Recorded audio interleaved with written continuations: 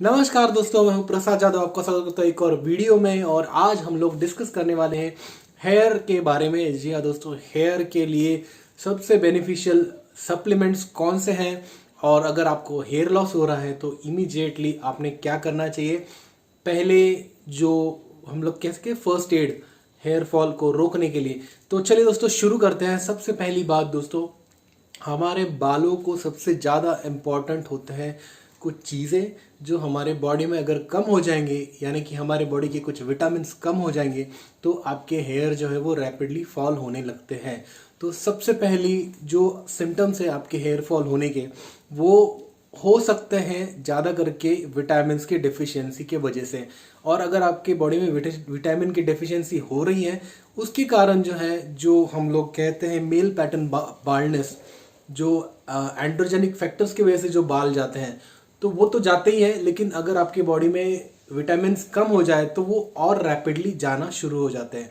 यानी कि बहुत ही कम एज में, यानी कि 19 साल 20 साल की एज में आपको हेयर फॉल होने लगता है। तो उसका रीज़न ये हो सकता है, एंड्रोजेनिक फैक्टर्स आने तक जो है 22 23 और 24 साल तक जो है एंड्रोजेनिक फैक्टर्स जो है इफेक्ट करना शुरू कर देते हैं। लेकिन आजकल की एज, आजकल के जो जनरेशन है, वो कुछ जल्दी ही एंड्रोजेनिक फैक्टर्स से इफेक्ट हो रही है। उसका रीज़न ये है कि हमारे बॉडी को जो है प्रॉपर न्यूट्रिशन नहीं मिल पाता है, और जो फिजियोलॉजिकल एजिंग है वो एक्सेलरेट होती जा रही है।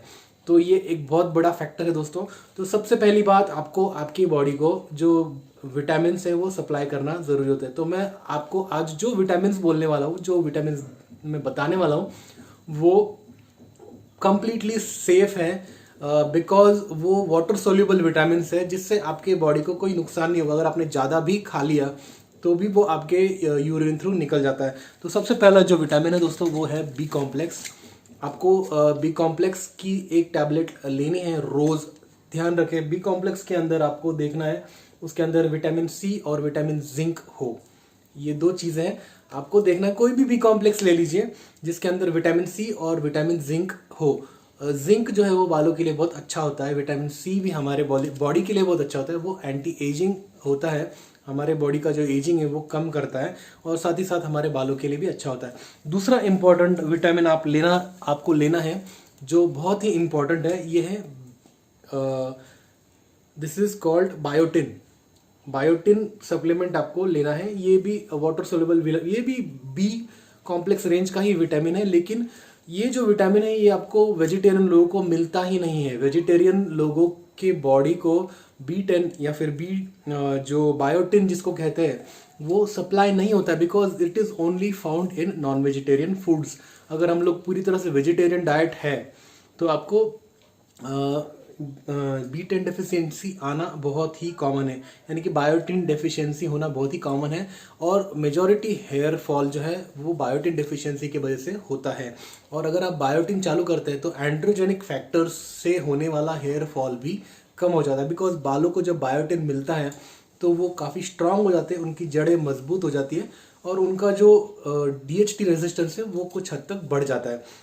तो बायोटिन सप्लीमेंट्स जो हेयर ट्रांसप्लांट होने के बाद जो लोगों को बायोटिन सप्लीमेंट्स दिए जाते हैं ताकि उनके रूट्स जो है वो स्ट्रांग हो जाए, तो आपको बायोटिन सप्लीमेंट्स लेना है।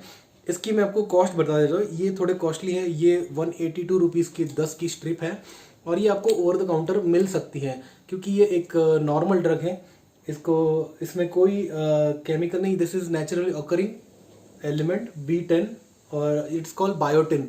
ये B-ट्विन नाम से आता है, BTN नाम से आता है। और ये मैं जो ले रहा हूँ ये जाइडस कंपनी का है। तो इसे आपको कंटिन्यूस लेना है, और ये आपको एक स्ट्रिप में आपको रिजल्ट नहीं आएगा, आपको कम से कम 1 महीना कंटिन्यूस लेना है, तो आपको विजिबल रिजल्ट्स इसमें से दिखेंगे। तो ये हो गए दो विटामिन जो बिल्कुल कंप्लीटली सेफ है, आप आराम से इसे कंज्यूम कर सकते हैं, इसके कोई साइड इफ़ेक्ट्स नहीं होते। और तीसरी इंपॉर्टेंट चीज़ आपको लेनी है, अंडा। अंडा जो होता है इसके अंदर आपको सबसे ज़्यादा प्रोटीन्स मिलते हैं। हमारे बॉडी को जो है प्रोटीन्स की बहुत ज़रूरत होती है, जिससे जैसे हमारी बॉडी ग्रो करती है, जैसे जैसे हम लोग टीन एज फैक्टर से जो है 18-19 से हम लोग जो ट्रांजिशन फेज में जाते हैं, तो हमारे बॉडी में प्रोटीन की कमी होने लगती है। और बालों को सबसे ज़्यादा इंपॉर्टेंट होता है प्रोटीन, तो उनको प्रोटीन मिलना ज़रूरी होता है। तो आपको कम से कम जो है मॉर्निंग में एटलीस्ट जो आप ब्रेकफास्ट करते हैं, तो ब्रेकफास्ट में आप सिर्फ एक वाइट ले लीजिए, 2 या 3 जितना आप खा सकते हैं उतना एक वाइट्स ले लीजिए।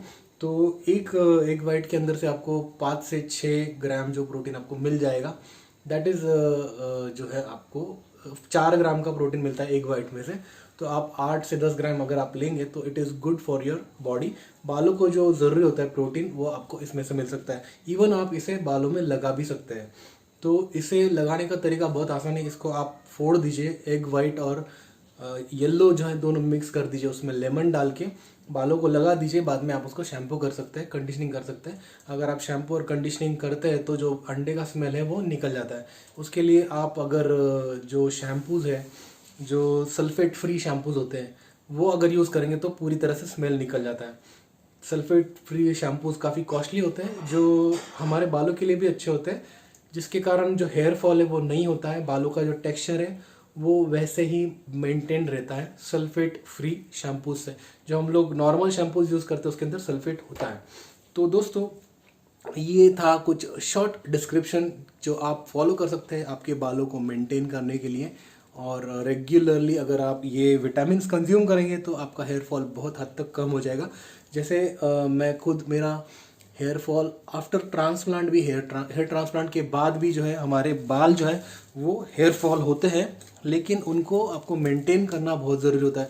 अगर आप उसको जो चाहिए वो विटामिन्स देंगे, जैसे कि पेड़ होता है, जैसे पौधे होते हैं, जिनको जो खाद है वो मिलती रहेगी तो वो वापस जो है रेगुलरली मेंटेन रहेंगे।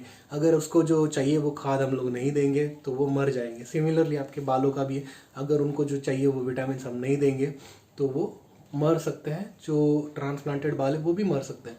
तो दिस इज़ द थिंग दोस्तों। आशा करता हूँ आपको इसमें से जो है कुछ बेनिफिशियल इन्फॉर्मेशन मिली होगी। तो एक थम्स अप ज़रूर दीजिएगा। अगर आपने हमारे चैनल को सब्सक्राइब नहीं किया तो प्लीज़ यहाँ पे सब्सक्राइब का बटन होगा, उसको प्रेस कर दीजिएगा।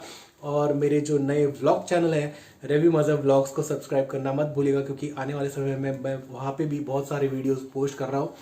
टेक केयर, बाय बाय, जय हिंद।